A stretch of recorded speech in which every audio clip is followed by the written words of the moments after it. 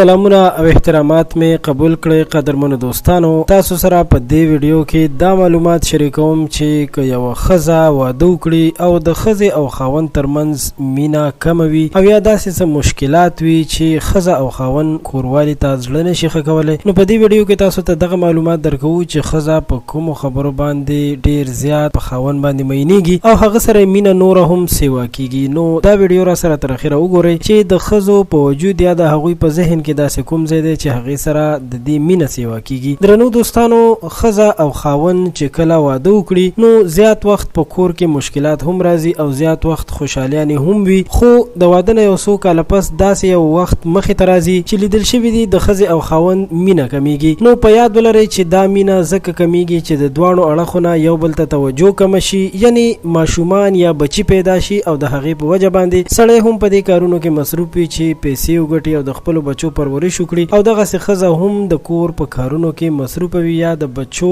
په پرورش کې مصروفه وي او خاوند ته وخت نشي ورکولی. نو په داسې دوران کې په کار ده چې ښځه او خاوند یو بل ته وخت ورکړي. خاوند ته په کار دی چې په ځینو وختونو کې ښځې ته تحفه راوړي یا د هغې صفت وکړي، تعریف یې وکړي او د هغې جایز غوښتنې پوره کړي، او ښځې ته هم په کار دی چې خاوند سره مینه وکړي. په یاد ولرئ چې مینه یوازې هغه څیز دی چې د ښځې او خاوند ترمنځ فاصله ختموي او د دوی په منځ کې هغه خبرې چې د دوی یو بل ته په زړونو کې وي یا یو بل سره نفرت پیدا شوی وي هغه خبرې هم ختمېدلی شي. نو په کار ده چې خپل منځ کې مینه وکړي شي، ځکه چې زندگی د مینې دپاره جوړه ده. الله تعالی دې وکړي چې په هر کور کې امن، مینه او خوشحالي راشي. غوښتل مو چې دا ویډیو د یو پیغام په تور تاسو سره شریک کړو. امید لرم چې ویډیو به ستاسو خوښه شوې وي. زموږ چینل در سره هم سبسکرایب کړئ. ډیره مننه.